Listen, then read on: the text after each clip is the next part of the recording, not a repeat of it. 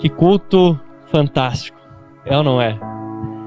Que bênção nós podemos estar aqui juntos, buscando mais da presença do Senhor, clamando pelo mover, pelo agir. É gostoso escutarmos os louvores gravados de outros irmãos, mas como é bom ver o nosso próprio pessoal junto aqui, buscando ao Senhor, adorando ao Senhor. Mas eu quero trazer uma mensagem que nos leva a refletir as coisas bem básicas da nossa Páscoa.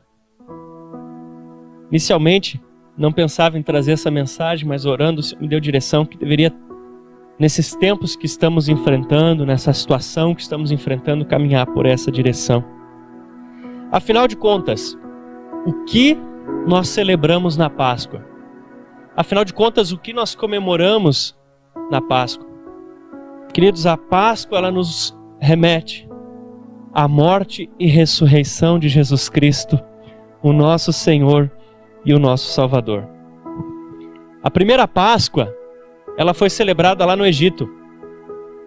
Foi celebrada lá quando os irmãos estavam então escravizados a Faraó. Eles estavam presos lá no Egito e eles precisavam ser libertos de lá para poder caminhar na direção da terra prometida, para poder caminhar na direção de Canaã, poder caminhar na direção daquilo que Deus tinha para eles. Então Deus levanta Moisés, e Moisés manifesta o poder sobrenatural de Deus, e através disso eles finalmente conseguem ser libertos, e eles conseguem ir na direção de Canaã. Mas antes de que isso finalmente acontecesse, Deus dá uma direção, de que eles deveriam pegar um cordeiro, eles deveriam se reunir em casa, eles deveriam se reunir em família, e ali matar aquele cordeiro, celebrar a Páscoa. Era um prenúncio do Cordeiro de Deus que viria tirar o pecado do mundo, Jesus Cristo. E ali eles comemoram aquela Páscoa. A nossa segunda versão da Páscoa, ela vem quando Jesus, ele estava prestes a ser traído, ele reúne os seus discípulos e ele faz ali uma refeição, uma ceia com eles. E ele comemora com eles a vitória que viria, mesmo sabendo que antes haveria luta. Ele canta um hino e ele sai para o jardim, a Santa Ceia do Senhor. A Santa Ceia nos lembra de que Jesus, na sexta-feira, entregou a vida por nós e no domingo ele ressuscitou dentre os mortos. A Bíblia nos diz em Colossenses 2:17 que essas coisas foram sombras do que haveriam de vir, as coisas que aconteceram no Antigo Testamento. 1 Coríntios 10:6 e Hebreus 9:9 também nos falam isso. Mas quando, afinal de contas, que aconteceu esse sacrifício de Jesus na cruz por nós? Na verdade, queridos, esse sacrifício de Jesus por nós, ele é atemporal. O sacrifício de Jesus por nós está acima do tempo e do espaço. A Bíblia diz em 1 Pedro, capítulo 1, versículos 19 e 20. 1 Pedro, capítulo 1, versículos 19 e 20. Começa falando que nós não fomos comprados não por dinheiro, não por algo perecível, e aí diz: mas pelo precioso sangue de Cristo, como de um cordeiro sem mancha e sem defeito, conhecido antes da fundação do mundo, porém manifestado em nosso favor nesses dias. Eu quero te dizer uma coisa: Jesus não morreu na cruz por acaso. Jesus não morreu na cruz como se, não sei o que fazer agora, vou morrer na cruz. Não, querido. Diz aqui, sacrifício conhecido antes da criação do mundo, revelado, porém, nestes dias. Amém? Revelado. Não houve um momento em que o pai olhou para o filho e disse: perdemos o controle, o que nós vamos fazer agora? Foi planejado. Antes de criar o universo, Deus sabia que se ele criasse você, ele sabia que ele teria que morrer na cruz, e mesmo assim ele decidiu criar você. Antes de criar você, antes de permitir que você fosse gerado no ventre da sua mãe, Deus sabia que se ele criasse você, ele precisaria morrer na cruz para te salvar. E mesmo assim, Ele escolheu criar você. A Bíblia diz em Gálatas, capítulo 4, versículo 4: mas quando chegou a plenitude do tempo, Deus enviou seu Filho. Quando foi essa plenitude do tempo? Algo ali em torno de 6 antes de Cristo até o ano 0, mais ou menos, da nossa era, que é o tempo estimado mais ou menos aonde Jesus nasceu. Esse tempo é chamado de a plenitude dos tempos. Porque para que Jesus viesse e a sua mensagem ela fosse conhecida em todos os lugares, para que Jesus viesse e a sua mensagem pudesse alcançar cada canto, cada lugar, era necessário algumas coisas. Por exemplo, era necessário que houvesse uma língua mundialmente conhecida, e existia já o grego naqueles dias. Era necessário que houvesse, em certo sentido, uma globalização, ou seja, uma logística, um comércio mundial, e existia. Roma tinha estradas, rotas comerciais. Era necessário que houvesse uma multiplicação do conhecimento. Existiam cidades da África, da Europa, cidades da Ásia começavam a ter um desenvolvimento muito grande na área de conhecimento. Era necessário que se levantasse, e havia naqueles dias, na verdade, um líder global, Césares, um governo centralizado. Havia a Pax Romana, uma certa paz meio que imposta à força, e através de altos impostos. Havia um sistema econômico mundial, através do qual era possível trocar dinheiro. A moeda romana era muito forte, muito aceita, e um líder global que se julgava o próprio Deus. Os imperadores se julgavam o Kyrios, o Senhor. E a nossa época está tão parecida com isso hoje, não é verdade? A nossa época está tão parecida. E se aquele tempo em que tudo isso aconteceu foi chamado de a plenitude dos tempos, e foi a preparação para que o Messias pudesse vir, e nós estamos vivendo dias tão parecidos hoje, querido, a segunda volta, a segunda vinda, na verdade, de Jesus, ela está muito próxima. Hoje nós temos uma língua conhecida em todo o mundo, o inglês, e até já existem dispositivos, tecnologias que traduzem simultaneamente para diversos idiomas. Preciso falar da globalização? Estamos aí no meio de uma pandemia.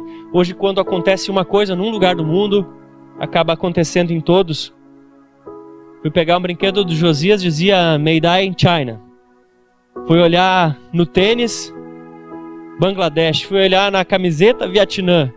As coisas comuns que você encontra em qualquer lugar, feitas pelo mundo inteiro. Aí eu olhei um remédio que ela tomou na gestação, dizia feito na Alemanha.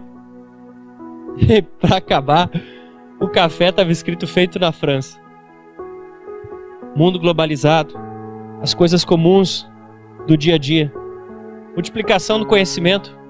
Há pouco tempo você ficou feliz quando comprou seu computador dual core, e hoje já existem com 256 núcleos. Sem falar na computação quântica, nos processadores de 5 nanômetros. Onde é que isso vai parar? Quando a gente compra o celular, ele está velho. O líder global, já se fala nisso. Já se fala em ter uma constituição global que todos possam seguir. A Pax Romana, bom? Você já vê que começam a se falar de medidas para trazer uma paz mundial. Sistema econômico mundial já existe o dólar aceito, o euro aceito, as criptomoedas vindo com tudo. Falta surgir um líder global que se sinta como se fosse um Deus, que leve as pessoas a adorar essa imagem, como os Césares faziam com a sua águia. Nós estamos muito perto da segunda vinda de Jesus. Glória a Deus. Nós estamos muito perto da volta do nosso Senhor Jesus Cristo. Mas, já que é Páscoa, vamos tentar entender melhor por que ele veio a primeira vez. Queridos, Deus criou Adão, e Adão era o representante de toda a humanidade. Em certo sentido, estávamos todos nele. estávamos todos dentro dele, estávamos todos em Adão. E saímos todos do corpo de Adão. Até a Eva foi feita da costela dele. Adão era como que se fosse o procurador, o representante de toda a humanidade. E quando Adão peca, todos acabam pecando também. E Deus então, Ele considera, por causa do pecado de Adão, toda a humanidade pecadora. Pelo simples motivo que se Ele considerasse um só pecador, Ele poderia, através de um só santo que houvesse, considerar todos santos novamente. E é o que diz em Romanos capítulo 5, versículo 12.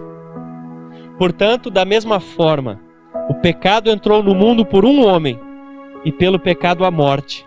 Assim também a morte a todos os homens, porque todos pecaram. Mas não termina por aí. Romanos 5,17. Se pela transgressão de um só a morte reinou por meio dele, muito mais aqueles que recebem a Deus a imensa provisão da graça e da dádiva da justiça reinarão em vida por meio de um único homem, Jesus Cristo.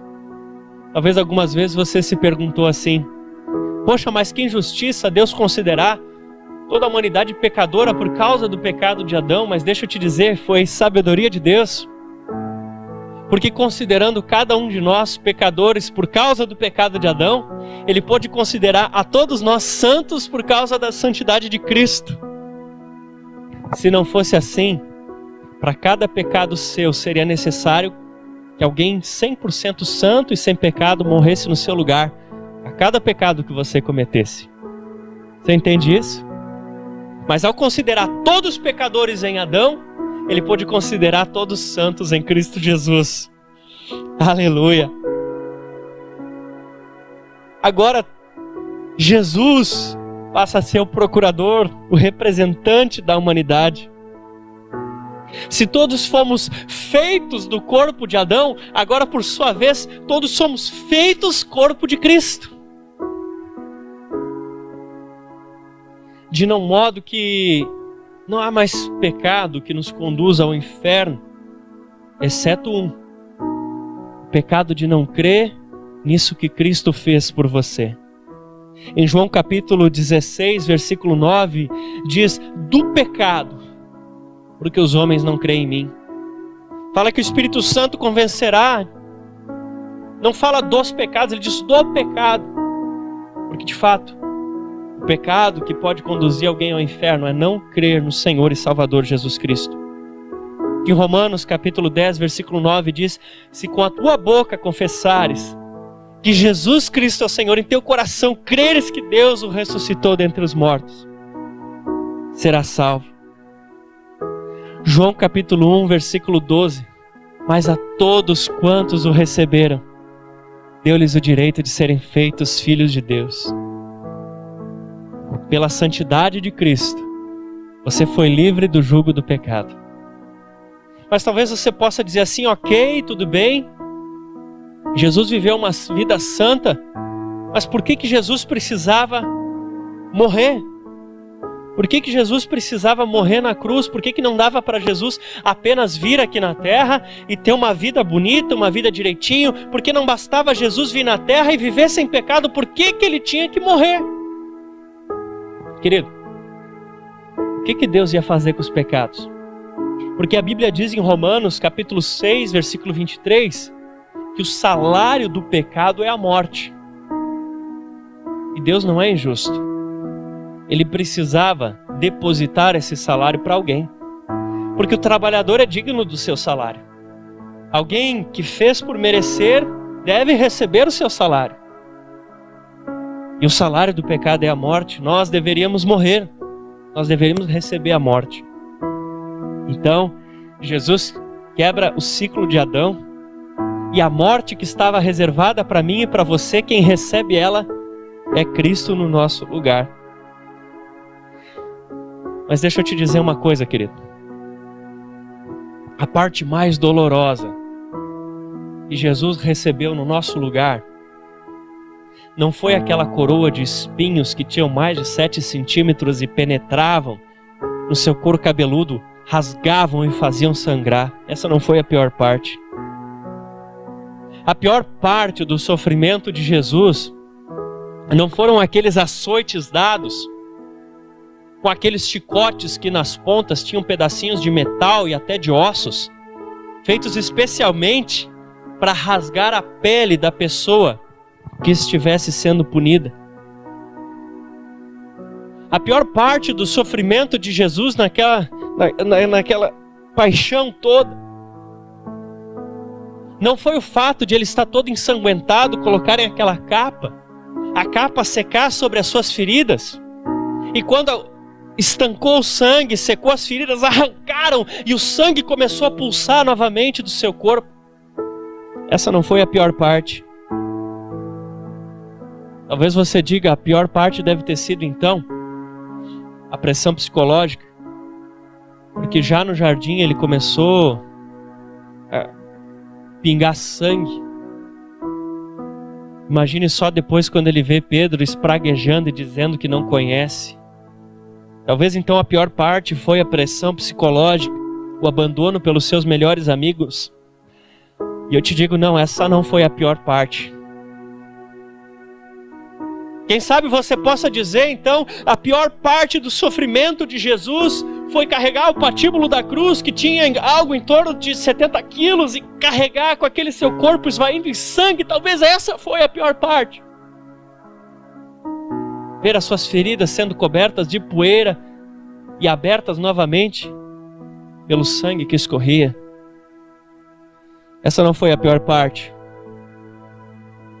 Pastor, então eu sei qual foi a pior parte. Foi quando foram pregar ele na cruz e, para cumprir a profecia de que nenhum osso seria quebrado, o desconjuntaram.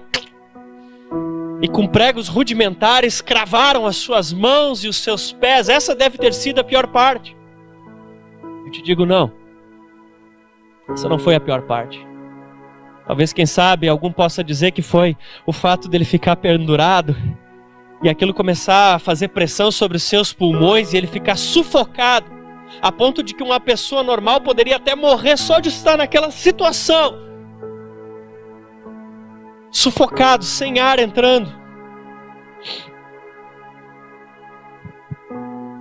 Ou será que a pior parte foi o seu sangue escorrer de seu corpo, verter de seu corpo, até um ponto onde alguém normal morreria, mas ele não tinha pecado, ele não podia morrer, porque a morte, ela entrou a todos os homens pelo pecado, mas em Cristo não havia pecado. Ele podia escoar o seu sangue, Cristo não morreria. Ele não tinha pecado, e o seu sangue escorre. Mas eu te digo, e esse não foi o pior sofrimento de Cristo. O que então foi o pior sofrimento que Cristo enfrentou naquela cruz por nós? Vamos passar de nível. Eu te convido a refletir sobre um outro tipo de sofrimento que Jesus enfrentou.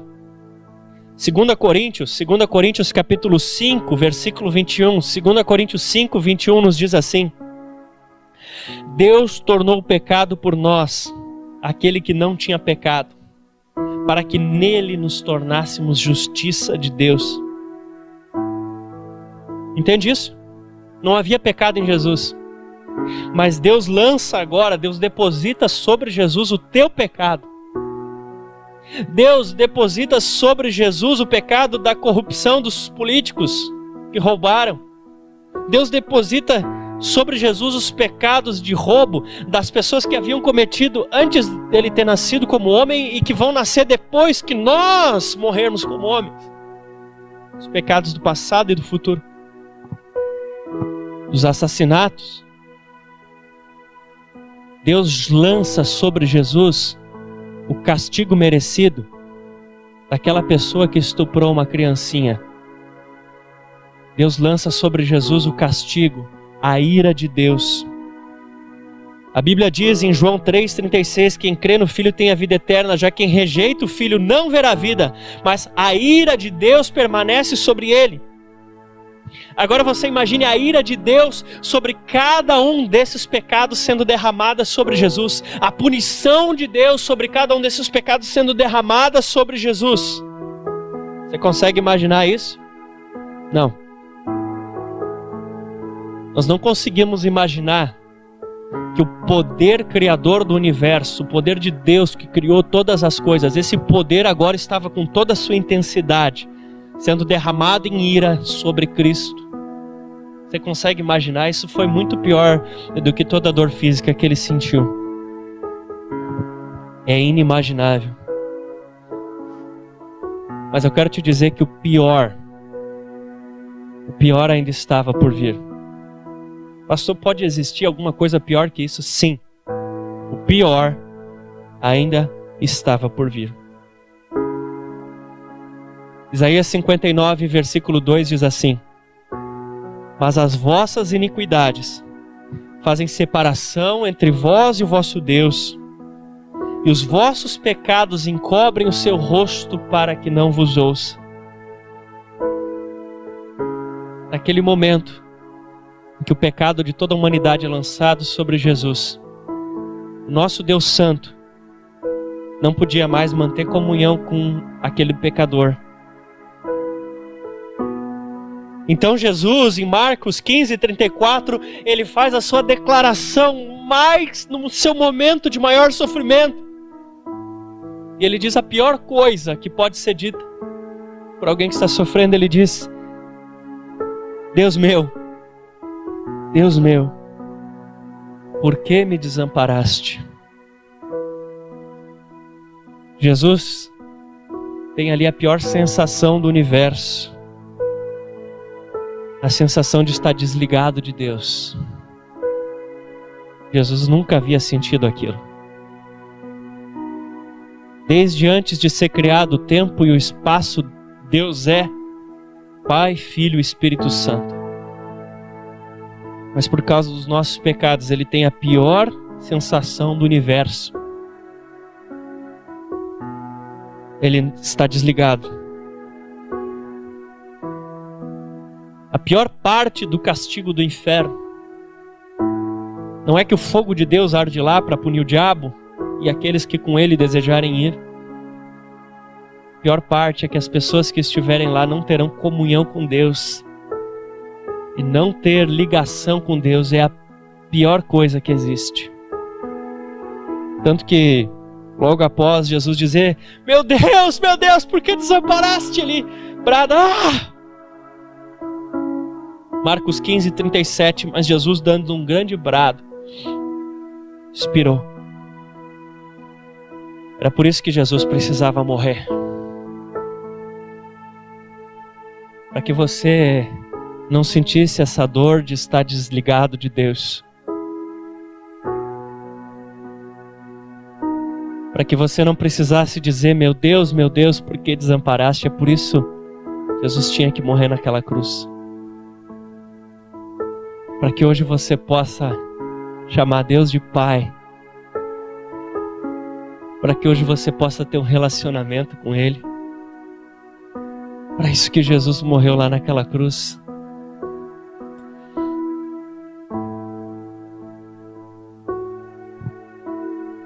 Mas para a honra e glória do Senhor, Ele não ficou morto. Ele não ficou no sepulcro. Porque Ele tinha autoridade para entregar a sua vida, mas também autoridade para reavê-la. João 10, 17, 18 diz: por isso é que meu Pai me ama, porque eu dou a minha vida para retomá-la. Ninguém a tira de mim, mas eu dou por livre e espontânea vontade. Eu tenho autoridade para dá-la e para retomá-la. Esta ordem recebi de meu Pai. A morte não tinha autoridade para manter Jesus preso, porque embora Ele recebeu sobre si os nossos pecados, Ele em si não tinha pecado. A morte não podia segurá-lo. Romanos 5,12 diz que a morte veio a todos os homens porque todos pecaram, mas Cristo não pecou. 1 Pedro 2,22 diz que Ele não pecou. Jesus como homem era um ser mortal, mas Ele era Deus indestrutível. Como diz João capítulo 1, versículo 1. No princípio era o Verbo estava com Deus. Todas as coisas foram feitas por meio dele, sem ele nada do que foi feito se fez. Olha para tudo que Jesus fez por ti, meu querido. Olha para tudo que Jesus sofreu naquela cruz por você, meu amado. Jesus fez tudo isso por você. Não desperdice o sacrifício de Jesus naquela cruz por você. Não desperdice o que Jesus fez por você, meu irmão. O que Ele fez por nós. Ele fez tudo aquilo para que hoje nós pudéssemos ter comunhão com Deus. Ele fez tudo aquilo para que hoje nós pudéssemos ter um relacionamento com o Senhor. Ele derramou seu sangue para nos purificar dos pecados. Ele entregou seu corpo. Se nós todos saímos do corpo de Adão, mas agora todos nós entramos e somos corpo de Cristo.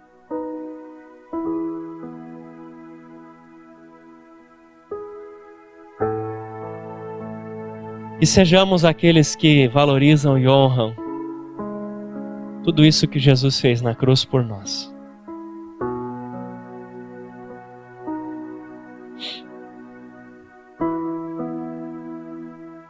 E naquela noite em que Jesus ele seria traído,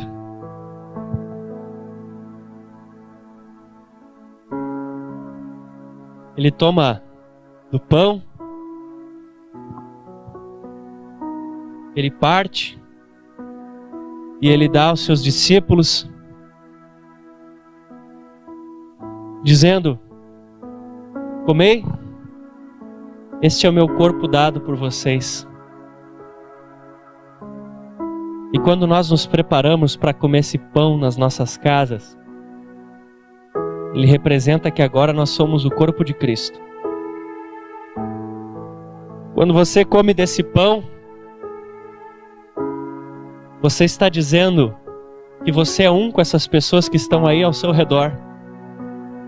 Mas você também está dizendo que você é um com aqueles outros que estão nesse momento em outras casas, sentados em outros sofás, mas unidos, crendo que somos o mesmo corpo, o corpo de Cristo Jesus. Por isso não há mais entre nós espaço para altivez, para inveja. E lá naquela mesma noite em que ele seria traído, ele tomou o cálice e disse: esse é o cálice da nova aliança feito no meu sangue. Bebei dele todos.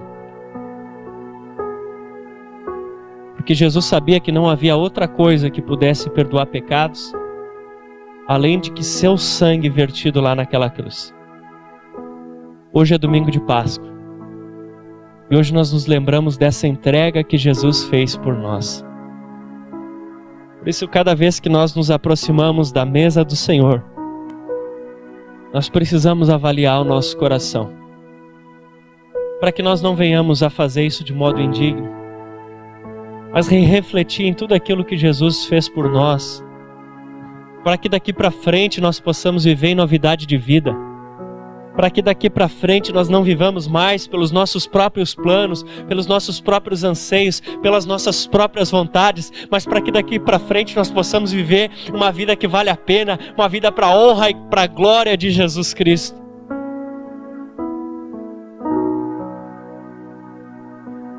Jesus veio na plenitude dos tempos. E nós estamos nos aproximando de um novo tempo de plenitude. E assim como nós tivemos a primeira vinda de Jesus, nós teremos a segunda vinda de Jesus, a volta de Jesus para nos buscar. E quando Jesus veio a primeira vez, muitos não entenderam a sua mensagem. Os discípulos saíram para o caminho de Emaús já perdidos, sem esperança, mas alguns poucos a compreenderam. Jesus está voltando para buscar a sua igreja.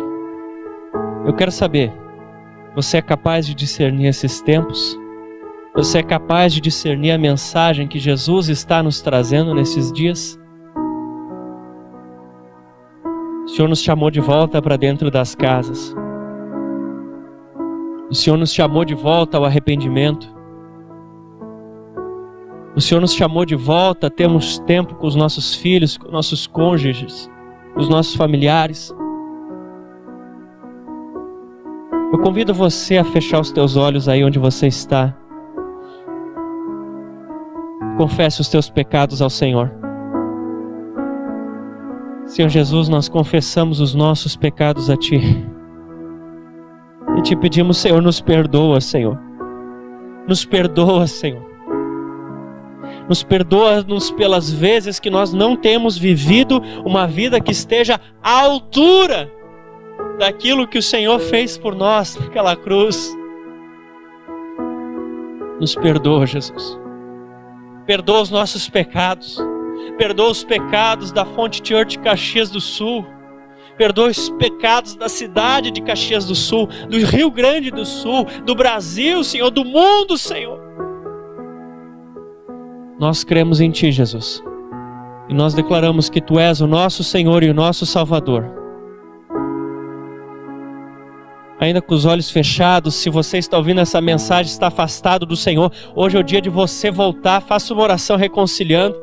Você que hoje quer entregar o coração para Jesus, entregue a sua vida para Jesus, querido. Escreva aqui nos comentários: hoje eu estou voltando para Jesus, hoje eu estou entregando minha vida para Jesus.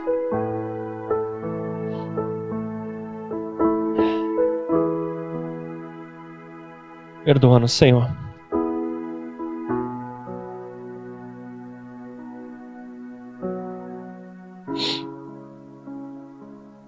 Você pode abrir os seus olhos. Querido, este suco e este pão que você tem na sua casa, eles são um símbolo do sangue e do corpo de Cristo. Mas eu queria que nesse momento você estendesse as suas mãos na direção deste suco e desse pão e consagrasse esses elementos. Pai, no nome de Jesus, nós consagramos agora a Ti este suco, este pão. Nós consagramos estes elementos da ceia em cada casa agora a Ti, em nome de Jesus. Amém. E nesse momento, eu quero convidar você a fazer parte da Santa Ceia do Senhor Jesus.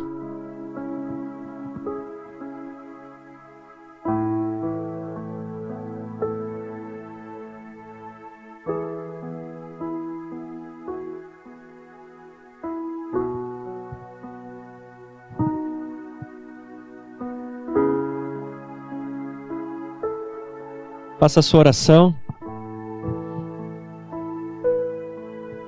O momento da Santa Ceia é dúplice, porque no primeiro momento nos arrependemos dos nossos pecados, mas no segundo nós nos alegramos, porque Jesus não ficou preso naquele sepulcro, Jesus ressuscitou dentre os mortos. E a ressurreição de Jesus é a semelhança do que vai acontecer conosco. Nós vamos ressuscitar de entre os mortos e vamos viver com Cristo para sempre. Jesus venceu. É isso que nós comemoramos hoje. É isso que nós comemoramos na Páscoa. Jesus venceu. Essa é a Páscoa. É a festa da vitória do Senhor Jesus. Aleluia. Obrigado, Senhor Jesus. Amém, amados.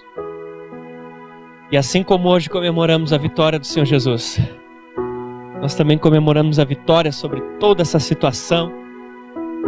E logo, nós vamos poder, além de estar juntos espiritualmente, estarmos todos juntos aqui, celebrando e adorando ao Senhor Jesus. Que Deus te abençoe. Que você possa ficar aí na sua casa, na bênção e na paz do Senhor. E essa palavra produza resultado a 100 por 1 nas suas vidas. Deus te abençoe. Tenha uma boa noite.